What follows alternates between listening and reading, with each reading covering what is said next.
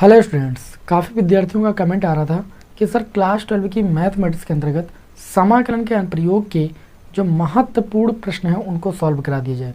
देखिए, आज मैं आप लोगों को इस क्लास में एकदम डिटेल से बताने वाला हूं कि इस चैप्टर से किस किस टाइप के प्रश्न आपके बोर्ड एग्जाम में आते हैं। ठीक है, लगातार मैं आपको 3-4 क्लासेस के प्रोवाइड करूंगा। उन क्लासों को आप देख लीजिएगा, बोर्ड एग्जाम में आने वाला प्रश्न आपका इस चैप्टर से नहीं रह जाएगा। और यदि आप इस क्लास को अंत तक देखते हो तो अभी देखना जो समाकलन के अनुप्रयोग नामक चैप्टर के क्वेश्चन हैं वो आपको कितने ज़्यादा आसान लगेंगे। कॉन्सेप्ट समझिए बस।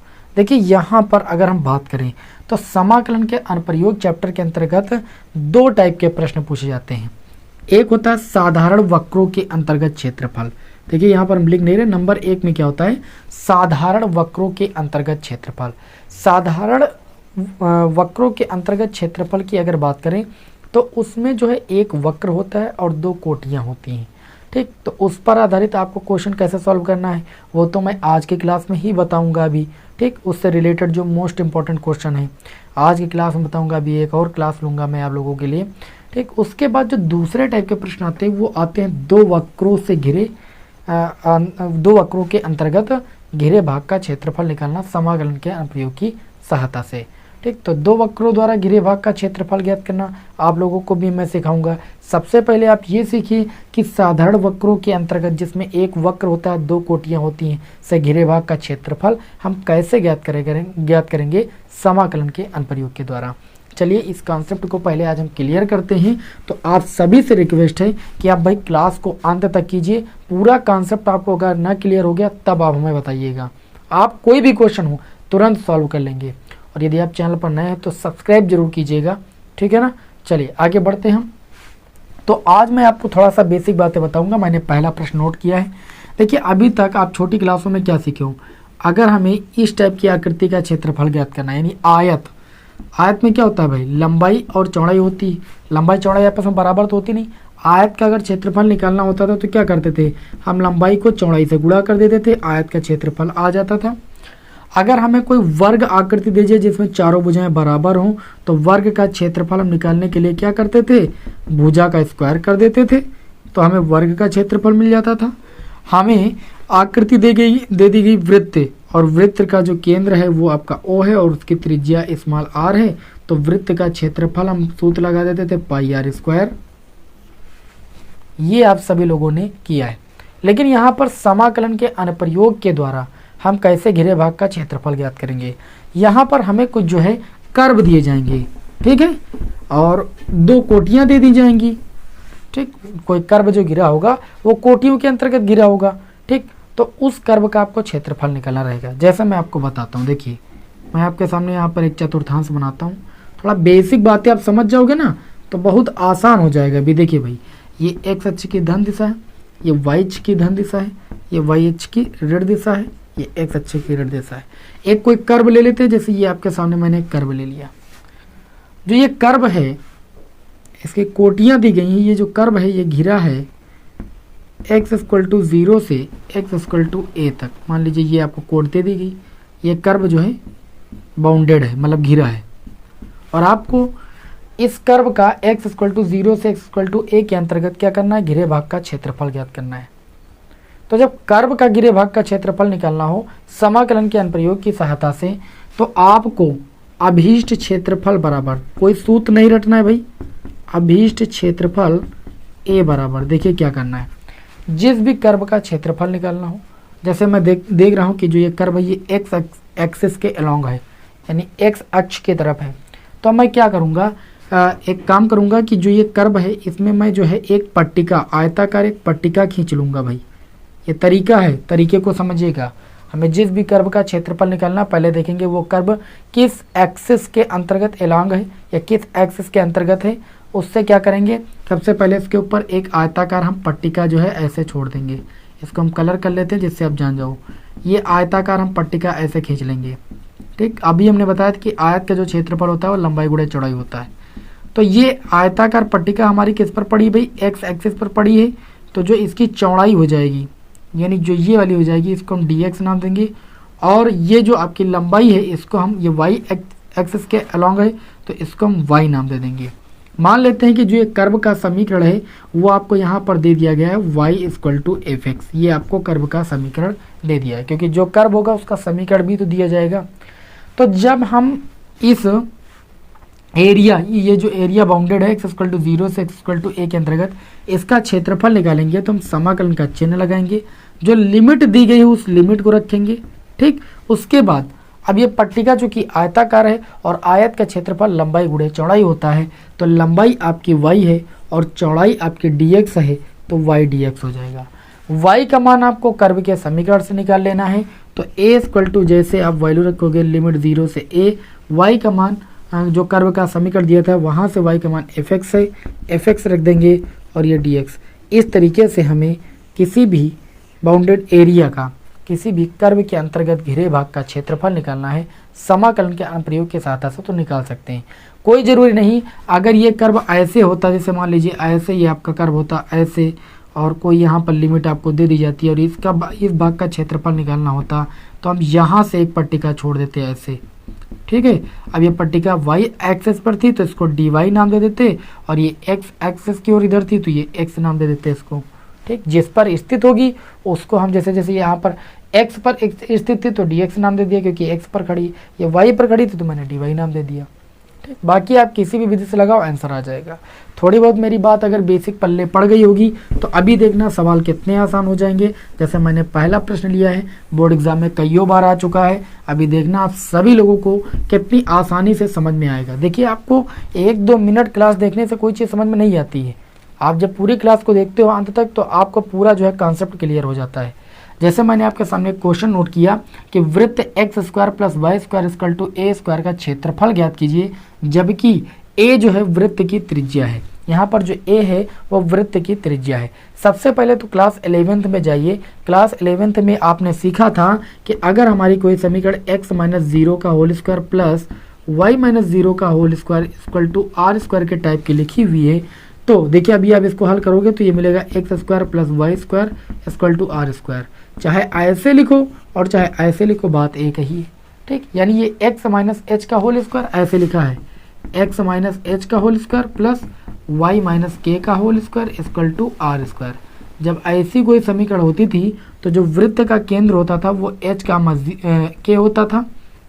ठीक, ये h कामा के वृत्त का केंद्र होता था और r वृत्त की त्रिज्या हो जाती थी। अब ये समीकरण ऐसे लिखिए, मतलब इसको ऐसे लिख सकते हैं, तो h के स्थान पर कितना है 0 और k के स्थान पर कितना, आप बताइए 0 है कि नहीं। और उसके बाद जो त्रिज्या है, त्रिज्या के स्थान पर r है तो त्रिज्या r हो जाएगी। यहाँ पर त्रिज्या a है तो यहाँ पर त्रिज्या कितनी हो जाएगी, a हो जाएगी। मतलब जो ये वृत्त का समीकरण दिया गया है इसका केंद्र मूल बिंदु है, इसलिए 0,0 इसका केंद्र मिला है और त्रिज्या कितनी है, a है। तो सबसे पहले ये बेसिक बातें तो आपको समझनी चाहिए। तो चलिए हम एक यहाँ पर पहले फिगर बनाएंगे। ठीक, उस वृत्त का केंद्र मूल बिंदु पर होगा, त्रिज्या कितनी होगी, a होगी। तो यहाँ पर हम बनाते हैं एक चतुर्थांश, आपके समक्ष ध्यान से देखिएगा। ये मैंने आपके समक्ष एक चतुर्थांश बनाया। ये x एक्सिस की ऋण दिशा है, ये y एक्सिस की ऋण दिशा है, ये y एक्सिस की धन और ये x एक्सिस धन दिशा है। अब मैं क्या करता हूँ, यहाँ पर एक जो है वृत्त को खींच लेता हूँ। एक बार में खींचूंगा, थोड़ा सा उल्टा सीधा बनेगा तो आप कवर कर लीजिएगा। ठीक, थोड़ा बहुत जैसा भी बन गया बस वृत्त, मुझे इससे मतलब है। मैंने आपके सामने एक वृत्त बना लिया। इस वृत्त का जो केंद्र है वो आपका क्या है भाई, मूल बिंदु है 0,0। ओके, इस वृत्त का जो समीकरण दिया गया है, क्या दिया गया है, वृत्त के समीकरण को लिख लेंगे x square plus y square equal to a square. वृत्त का समीकरण दे दिया गया आपको। कहा गया है कि इस वृत्त का समीकरण निकालिए। इस वृत्त की त्रिज्या कितनी है, a है। तो अगर ये दूरी a है एक, तो ये आपका निर्देशांक कितना हो जाएगा, a,0 हो जाएगा। अब देखिए अगर हमें इस वृत्त का समीकरण निकालना है तो यहाँ पर आप देखो तो 1 2 3 4 आपके चतुर्थांश हैं और चारों चतुर्थांश बराबर होते हैं। अगर किसी एक चतुर्थांश का क्षेत्रफल एक वक्र द्वारा घिरे भाग का क्षेत्रफल निकाल लें, यहाँ पर देखिए यहाँ पर 4 वक्र हैं, एक ये वक्र है, एक ये वक्र, एक ये वक्र, एक ये वक्र। किसी वक्र द्वारा घिरे भाग का हम क्षेत्रफल निकाल लें, एक चतुर्थांश का क्षेत्रफल निकाल लें और उसको 4 से मल्टीप्लाई कर दें तो पूरे वृत्त का क्षेत्रफल आ जाएगा कि नहीं आ जाएगा। तो यहाँ पर हम क्या करेंगे, ये जो आपका जो है चतुर्थांश है, इसमें जो ये आपका वक्र है, इस वक्र द्वारा घिरे भाग का हम क्षेत्रफल निकाल लेंगे और उसका 4 से मल्टीप्लाई कर देंगे। ठीक, तो हमने अभी आपको बताया कि किसी भी वक्र का अगर हमें क्षेत्रफल निकालना है तो हमें क्या करना है, एक आयताकार पट्टिका खींच देना है। वो चाहे एक्स एक्सिस पर खींचिए आप और चाहे वाई एक्सिस पर खींचिए, कोई दिक्कत नहीं होने वाली है। एक्स एक्सिस पर हम खींच लेते हैं, यानी एक्स अक्ष पर हम खींच लेते हैं। ये पट्टिका मैंने खींच लिया, आपकी इच्छा है तो एक्स अक्ष पर भी आप खींच सकते हो। ये मैंने एक पट्टिका आप लोगों के समक्ष खींच ली। ठीक, अच्छा ये खींची किस पर है, मैंने एक्स एक्सिस पर, यानी एक्स अक्ष पर मैंने खींची हुई। तो ये जो चौड़ाई इसकी हो जाएगी वो dx हो जाएगी और एलॉन्ग किसके है, y एक्सिस के, y हो जाएगा। ठीक, तो हम निकालेंगे यहाँ पर क्या निकालेंगे, वृत्त का क्षेत्रफल। वृत्त का क्षेत्रफल 4 गुणे 1/4 का क्षेत्र। तो जो चतुर्थांश का क्षेत्रफल निकालेंगे उसकी लिमिट लेंगे, चूंकि एक्स एक्सिस पर ये मैंने पट्टिका खींची तो एक्स एक्सिस पर जो लिमिट है वो 0 से कितनी भाई, a है। तो लिमिट ले लेंगे 0 से a और उसके बाद हम इस पट्टिका के अकॉर्डिंग क्षेत्रफल का सूत्र क्या लगाएंगे, लंबाई गुणे चौड़ाई। तो पट्टिका की चौड़ाई dx है और लंबाई y है, तो ये आपका हो जाएगा y dx। अब जो ये क्षेत्रफल है ये 1/4 का, इसको 4 से मल्टीप्लाई कर दिया तो पूरे किसका आ गया, वृत्त का क्षेत्रफल आ गया। अब ये आपका हो जाएगा a = क्षेत्रफल = 4 इंटू में लिमिट जाएगी 0 से a।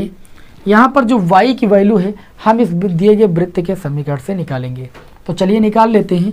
देखिए यहाँ पर आपको समीकरण दी गई है x² + y² = a²। तो यहाँ से y² की वैल्यू आ जाएगी a² माइनस का x²। अब देखिए x² इधर है, उधर जाएगा तो माइनस का x² हो जाएगा और y का मान निकालेंगे, स्क्वायर दूसरे पक्ष में जाता है तो अंडर रूट में हो जाता है, यानी y की वैल्यू आ जाएगी √a² माइनस x²। तो यहाँ पर y की वैल्यू रख लेंगे अंडर रूट, ये कितना हो जाएगा a² माइनस x² और ये आपका हो जाएगा भाई dx। ठीक, अब आप सभी लोग समाकलन का एक सूत्र पढ़े हैं, नहीं पढ़े तो मैं यहाँ पर लिख दे रहा हूँ। समाकलन में आप एक सूत्र पढ़ोगे √a² minus x² dx equal to आपका होता है x/2 √a² माइनस x²। ठीक, उसके बाद प्लस क्या होता है आपका a²/2 साइन इनवर्स x/a। ये भाई सूत्र आप सभी लोगों को याद रखना है, ठीक है ना। ये सूत्र की मदद से ही इसको आगे हम समाकलित कर सकते हैं। तो चलिए इस सूत्र का यूज करेंगे a = 4 इंटू में भाई इसका समाकलन ये होता है आपका, तो वैसे इसको नोट कर देंगे। यहाँ पर लिमिट दी गई है तो लिमिट को वैसे लिख देंगे x/2 √a² minus x² plus a²/2 sine inverse x/a। Limit कितनी दी गई थी, 0 से a। इसका समाकलन तो मैंने डायरेक्ट इस सूत्र की मदद से लिख लिया, जो लिमिट दी गई थी वो मैंने लिमिट रख लिया। लिमिट पुट करने का तरीका क्या होता है, फंक्शन में पहले अपर लिमिट पुट करते हैं, यानी ऊपर वाली लिमिट पुट करते हैं, फिर लोअर लिमिट पुट करते हैं। तो अपर लिमिट यहाँ पर पुट करेंगे, देखिए भाई कहाँ पर पुट करेंगे, वेरिएबल के स्थान पर। तो 4 गुणे, देखिए भाई जब अपर लिमिट आप पुट करोगे यहाँ पर तो a/2 हो जाएगा, x के स्थान पर पुट करोगे a², जैसे यहाँ पर x के स्थान पर a रखोगे तो a² माइनस a² यानी 0 हो जाएगा, तो ये पूरा फलन 0 हो जाएगा। अब इसमें रखेंगे तो ये आपका हो जाएगा a²/2, जहाँ पर वेरिएबल वहाँ पर रखेंगे और ये हो जाएगा साइन इनवर्स x के स्थान पर a पुट करेंगे तो a/a हो जाएगा। यहाँ पर 0 नहीं होगा, रख दिया।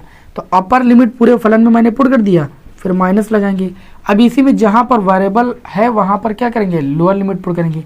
माइनस लगा के लोअर लिमिट जैसे पुट करेंगे तो देखिए क्या हो जाएगा, 0 आप पुट करोगे x के स्थान पर, ये पूरा फलन 0 हो जाएगा।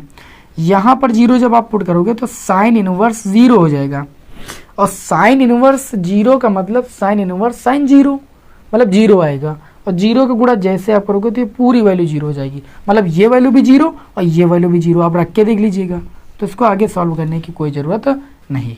चलिए अब इसको आगे थोड़ा सा सॉल्व कर देते हैं।